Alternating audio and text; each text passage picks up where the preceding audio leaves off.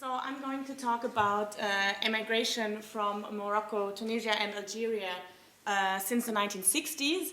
And by doing this, I will focus specifically on the role played by migration policies, by states more generally, and by post-colonial ties in explaining these observed trends and patterns.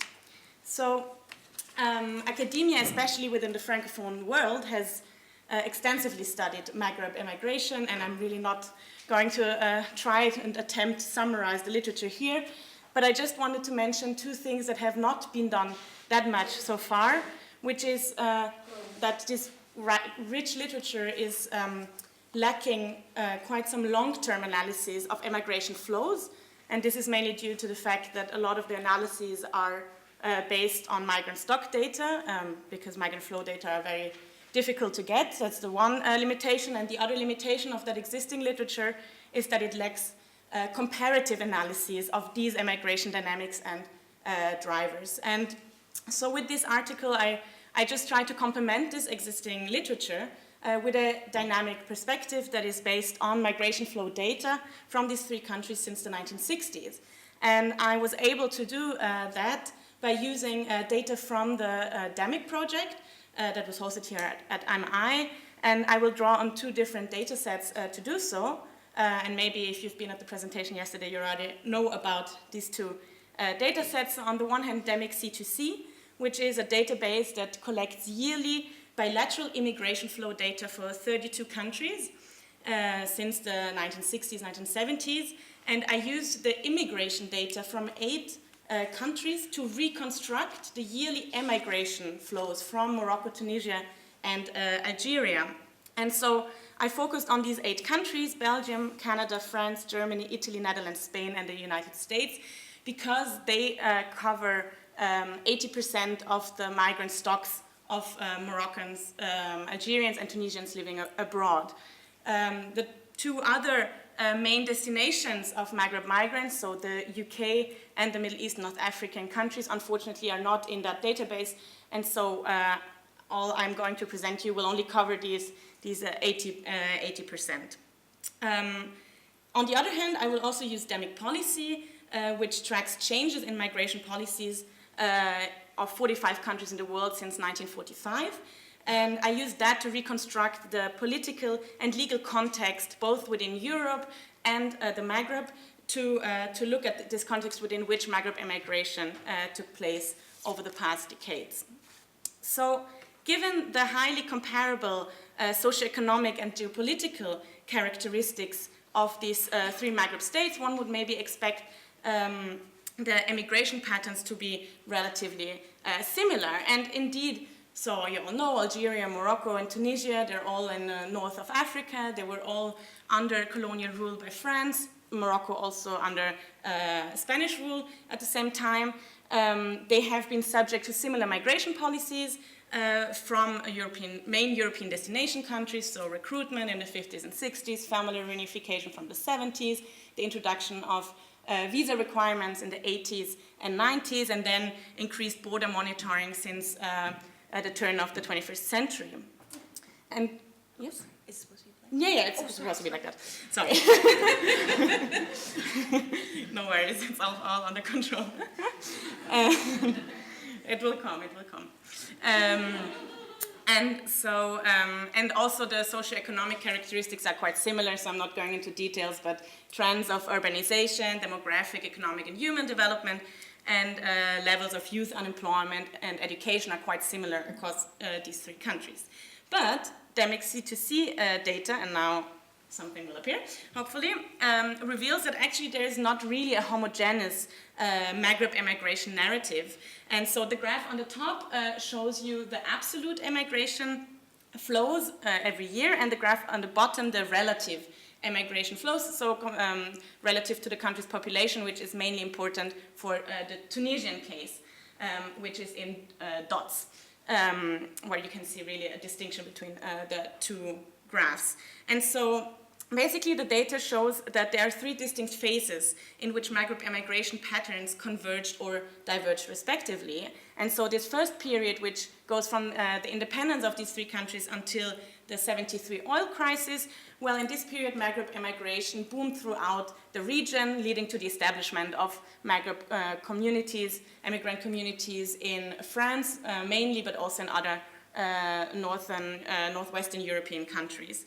From the second phase, from the mid-70s to the mid-90s, there you can see a continuation at relatively high levels of Moroccan and Tunisian immigration, while at the same time Algerian immigration is really dropping, and you can see that especially in these relative, in the bottom graph, when it comes to relative levels. And then we have the final, the third period since the mid-90s, where immigration increased throughout the region, but the Moroccan trend really is different from the other two countries, with this exponential increase of Moroccan immigration, both in relative and absolute terms.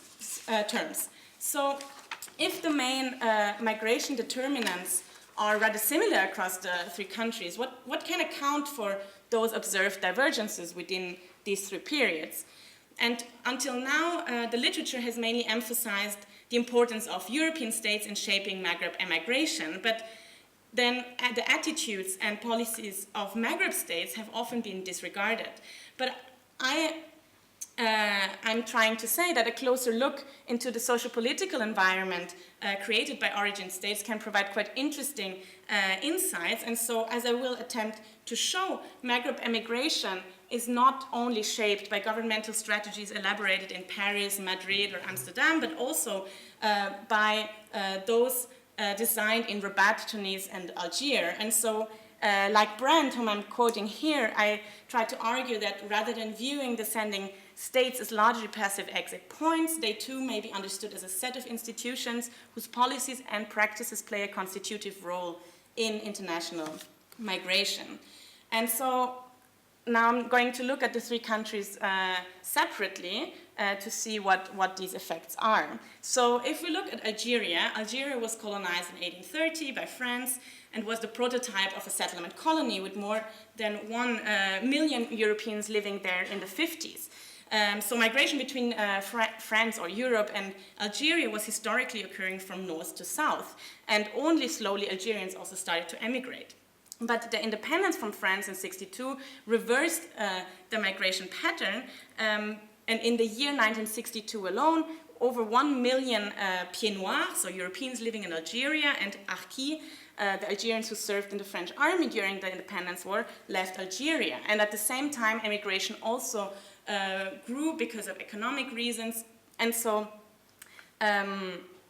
and this was also facilitated by the free mobility regime that existed between France and Algeria even after independence. And so we don't have good immigration data for this in the post and pre-independence period, but what we have is data from the number of travelers, and this gives us an idea of the magnitude of the flow in that time, which was around 200,000 people per year going from Algeria to France. And this graph now shows the yearly immigration data, so not the travels, but the immigration data from 65 onwards.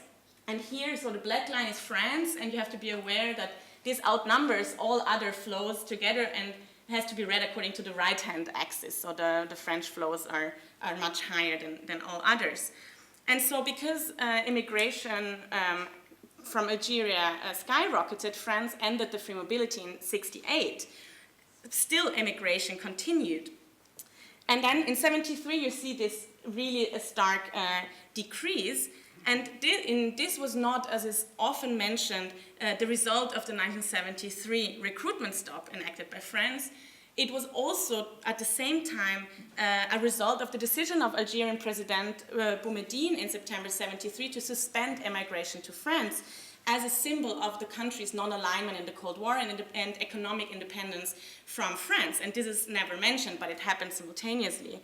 And this political move from Algeria was possible because of the discovery of oil resources in the country and the subsequent creation of a sort of welfare state that was based on social benefits and public unemployment.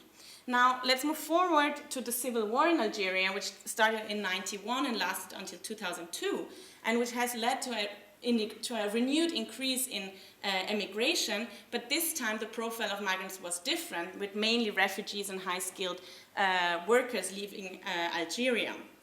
And since the end of the war, Algerian immigration has further increased and diversified, so towards Canada because of this attractive point system for high-skilled migrants, but also towards Spain, where historical connections were revived over the past decades, leading to more communication and transport between two countries.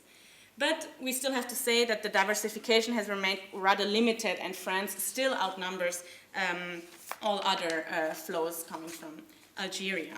So, in contrast to Algeria and Morocco, emigration from Tunisia only started after independence from France in '56, but then it really increased quite dramatically, making Tunisia into the most migratory Maghreb country in the 1960s, in relative terms, of course, because Tunisia is quite a small country. And so this was also the case because the Tunisian state very early on created comprehensive administrative structures to channel and prepare Tunisians for emigration to Europe as part of its employment and development strategy. Now you see a slight decrease in '73 with some hikes later on. The hikes are regularization campaigns, so that's why they look so specific, but it's actually a more continued flow over time. And so we can say that the end of European recruitment in '73 has not really led to an end of emigration from Tunisia, and this is also due to the continued support to emigrants by the Tunisian state, which has created a national atmosphere which was really supportive of emigration in Tunisia. And this is a very distinct situation from the one that we find in Algeria in the '70s and '80s, where migrants were really sidelined and excluded in public discourse. And now, since the mid-'80s, Italy has started to become the second most important destination for Tunisians. And this is not only due to geographical proximity, as most say, but also to historical links that date back to the 19th century. So it's quite interesting, actually, to see that Italy has been engaged in Tunisia already since the 19th century, and this is just a parenthesis, but has wanted Tunisia as a colony, but then the international community decided that it would be better if Tunisia would also be under French rule, not under Italian rule, so then it became a French colony. But still, by 1900, the Italians represented nearly 90% of Tunisia's European population, and so some researchers called Tunisia an Italian colony under French rule. And so if we go forward to more recent times, so these historical links have continued throughout time, also after decolonization, and over the past decades, the presence of Italian TV and media in Tunisia has really led to increased linkages again between the two shores of the Mediterranean. And so, and when unemployment in Tunisia increased, especially among the young and educated, well, Italy was really the first destination to go to, even after it introduced an immigration policy, which was not yet the case in the 80s.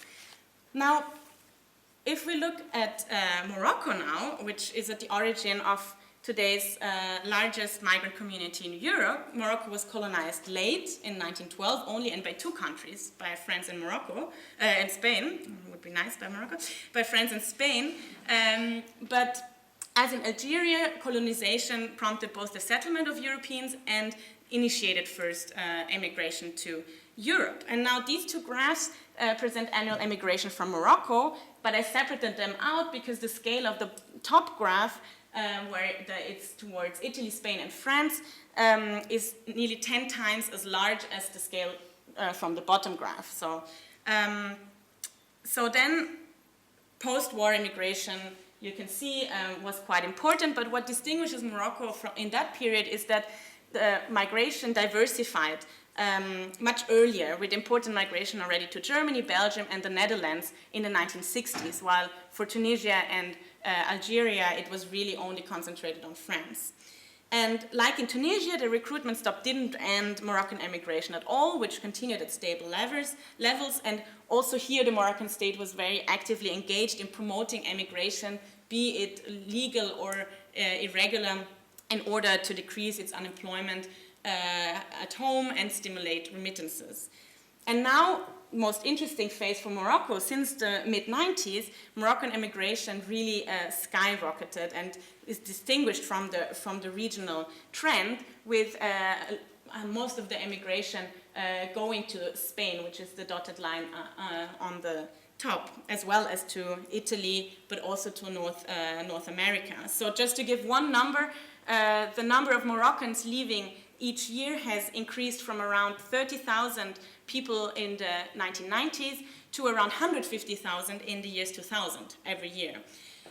To explain the specificity, I just want to mention four quick points that are interlinked. The first one is that while entry into Europe may have become more difficult since the mid-90s, well, access to Moroccan passports has become much easier also since the mid-90s, because now it is basically an administrative formality. And so this really increased Moroccans' capabilities to emigrate at the same time as it became more difficult to get a visa for Europe. But however, so this eased access to the passport was part of a more general liberalization process in Morocco, but the political liberalization was not accompanied by economic improvements for Moroccans in Morocco. And on the contrary, Morocco's labor market performance was really not that good in the 90s. There were a series of droughts and growing competition with Spain for agricultural products. And so these factors increased emigration aspirations at the same time. Now, then it was also not so nice for Moroccans to see its two other Maghreb neighbors that were doing economically much better, with the Algerian rentier state on the one hand and the so-called Tunisian miracle, which was praised for its economic and growth and stability in the 90s and 2000s. And so indeed we can see that in GDP numbers, where the GDP of Algeria and Tunisia is 30 to 50% higher in the last 2 decades, while in the 70s it was nearly comparable across the region. And also Moroccans closely observed the Spanish economic take-off and economic boom after its accession to the EU in '86. And all this together strengthened feelings of international relative deprivation of Moroccans. Now, also however, on the other hand, the growing economic discrepancies with Spain have created new opportunities for Moroccan labor migrants. And given the historical linkages between Morocco and Spain dating back to the colonial era, well, simmering networks were reactivated and new migration channels consolidated. And all these factors together, and I'm sure with a lot of other factors that also played into that, this might explain why Moroccan immigration skyrocketed in that period, although Algerian and Tunisian migration did not to that extent. Now, to finish off, the history of Maghreb immigration has been told many times, but the role of Maghreb states has been often ignored as an explanatory variable, and I've tried to bring the Maghrebi state back into that story, at least attempted to do so. And now I have identified these three periods, and what I just want to highlight is that for the first period we see a convergence of flows, growing immigration from all Maghreb countries. In the second period we see this discrepancy between Morocco and Tunisia, where immigration continued, mainly because the states created an atmosphere that was supportive of immigration, while in the Algerian case, immigrants were sidelined and stigmatized, and so we see a really striking decrease of immigration from Algeria. And so these fostering or repressing of cultures of immigration by the origin state is really something that has to be looked at more in detail. And I'm just pointing at it here, but it's really, I find it quite striking to see these differences. And lastly, so since the mid-90s, we see, of course, the Moroccan increase in immigration, but also this diversification of Maghreb immigration to new destinations. And here it's interesting to see that these new destinations often follow post-colonial heritages. And I don't want to say that, that the fact that Moroccans and Algerians go to Spain and Tunisians to Italy is like a pure legacy of the colonial era, but still we can see that connections between the two shores were reactivated, tapping into these old networks and old ties, and that especially in periods of economic opportunities at the destination, well, then you can see a reactivation of these historical ties. So I hope that I provided you with some insights into the fluctuations of Maghreb immigration by giving a bit of a more dynamic perspective. And overall, I hope that I convinced you of the added value of also looking at the policies and state developments in origin countries to explain migration dynamics. Thank you very much.